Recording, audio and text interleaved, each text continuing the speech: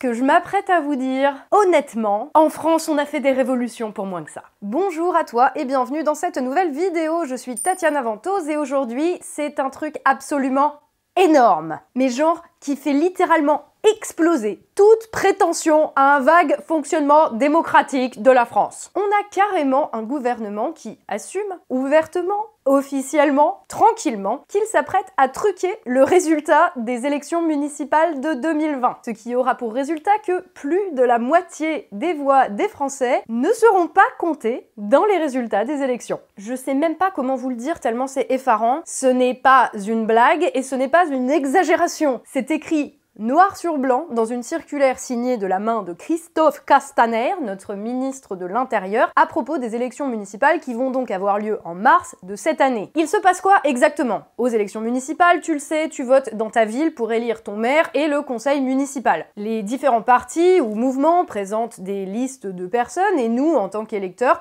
on vote en choisissant une liste. Et si cette liste est majoritaire au soir des élections, et ben la tête de liste devient le maire de la ville, et en fonction du pourcentage obtenu, chaque liste a plus ou moins de représentants élus au conseil municipal. Comment tu fais ton choix pour savoir qui tu vas voter? Dans de nombreuses communes, notamment les plus petites communes, il y en a quand même, tu connais un peu les candidats, tu connais leurs valeurs, et grosso modo, tu sais quel projet ils ont pour la ville. Pour t'aider dans ton choix, ils ont la plupart du temps une étiquette politique, c'est-à-dire quel parti, quel mouvement ils représentent. C'est le candidat qui choisit ce qu'il veut. Et en plus de l'étiquette, il y a une nuance politique qui est attribuée, elle, par les préfectures. Les préfectures choisissent d'attribuer ces nuances parmi une liste fournie par le ministère de l'Intérieur, et cette liste inclut, par exemple, comme pour les communistes, VOC pour Verts et Écolo, LR pour les Républicains, REM pour la République En Marche ou encore RN pour Rassemblement National. Je vais pas te faire la liste des 24 nuances, c'est disponible en ligne, c'est juste pour te donner des exemples. L'attribution des nuances politiques. C'est pour quoi faire? C'est pour faciliter le comptage des voix le soir des résultats des élections. Pour que quand on annonce à la télé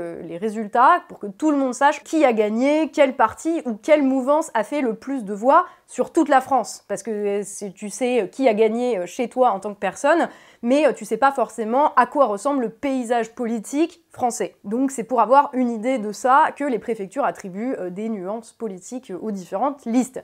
Et jusqu'à maintenant, les préfectures étaient obligées d'attribuer des nuances à tous les candidats dans toutes les communes de plus de 1000 habitants. Pourquoi? Parce qu'en dessous de 1000 habitants, en gros, dans les villages où tout le monde se connaît, le mode d'élection déjà est pas tout à fait le même, et le rapport au maire et aux tendances politiques non plus. Et le truc de dingue là qui vient de se passer, c'est que il y a quelques jours, les préfets et hauts commissaires, donc les gens chargés d'attribuer les nuances politiques, ont reçu une circulaire signée de Christophe Castaner, leur disant qu'il ne fallait plus attribuer de nuances politiques aux candidats de toutes les communes de moins de 9000 habitants.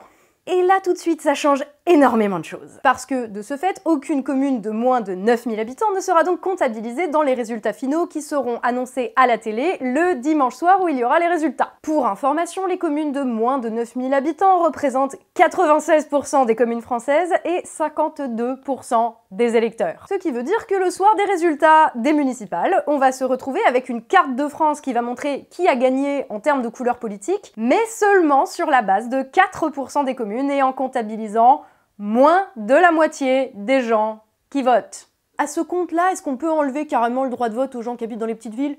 Eh oui, si tu habites dans une ville de 8000 habitants, peu importe pour qui tu vas voter, tu n'existeras pas dans les résultats électoraux annoncés le dimanche soir. Vous me direz, pourquoi est-ce que le gouvernement fait ça? Pourquoi rayer de la carte 52% des électeurs français? Ou en tout cas, faire comme s'ils n'existaient pas. Tiens, regardons un petit peu la carte des soutiens à la République En Marche. Ben tiens!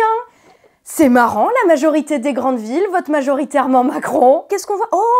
La plupart des petites communes sont plutôt des lieux de vie de Gaulois réfractaires à la Startup Nation. You don't say. Puis si on superpose carrément la carte des Gilets jaunes, qu'est-ce qu'on voit? C'est que, c'est surtout dans les plus petites communes de la France dite périphérique que le rejet d'Emmanuel Macron, de sa politique, de son gouvernement, et on va le dire franchement, de sa gueule, est le plus fort. Du coup, pourquoi s'emmerder à assumer que la majorité des Français ne peut plus voir ce gouvernement de menteurs et de voleurs en peinture? Pourquoi s'échiner à trouver des raisons à leurs échecs? Pourquoi essayer de se remettre en question? Puisqu'ils peuvent tout simplement effacer l'existence des gens qui ne sont pas d'accord avec eux. Macron a inventé le concept du safe space politique.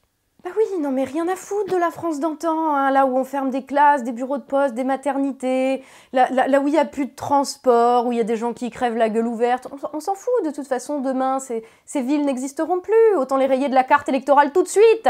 Si le message n'était pas encore assez clair, là c'est dit, en marche ou crève. Ah puis si c'est pas en marche, c'est repeint de force. Hein. Excepté qu'il y a quand même un petit problème, c'est que la réalité commence à devenir un petit peu trop criante pour qu'une petite couche de peinture puisse encore la masquer. Tu vois, c'est quand t'as un mur porteur et que il est en train de s'effondrer et que tu mets une couche de peinture dessus. Au bout d'un moment, ça se voit, tu vois. S'il n'y a plus de mur, ça se voit que la peinture, elle sert à rien. On est quand même pas con. Mais cette manière de manipuler, de mentir comme si c'était un putain de mode de vie chez eux, quoi, de maquiller la réalité pour qu'elle leur ait l'air plus favorable, c'est pas seulement que c'est la spécialité de ce gouvernement, voire la seule chose qu'ils savent faire, c'est que là, on en arrive à un stade où ça devient la négation de nos existences et juste un gros crachat à la gueule des Français. Et pas seulement individuellement ou même collectivement, mais aussi c'est une insulte à tout ce qui fait la base de notre pays, à tout notre système, parce que notre système, il repose sur le fait qu'un jour, des représentants de la majorité de la population, hein, de fait, se sont fait interdire l'accès à une certaine salle des menus plaisirs où l'on prétendait leur donner un poids minoritaire alors qu'ils représentaient 97% de la population. Et que ce jour-là, les représentants du peuple, qu'à cela ne tienne, ont dit « rien à foutre, on va se constituer en Assemblée nationale pour donner à la France une constitution, parce que merde, c'est quand même pas les représentants de 3% de la population qui vont faire la loi. » Mais bon, à cette époque-là, en 1789, hein, oui, t'as compris la référence, au moins à l'époque, le roi avait eu la bonne grâce de ne pas perdre ou rendre introuvables les cahiers de doléances. Contrairement à maintenant, il y a vraiment des révolutions qui se perdent. Prenez soin de vous.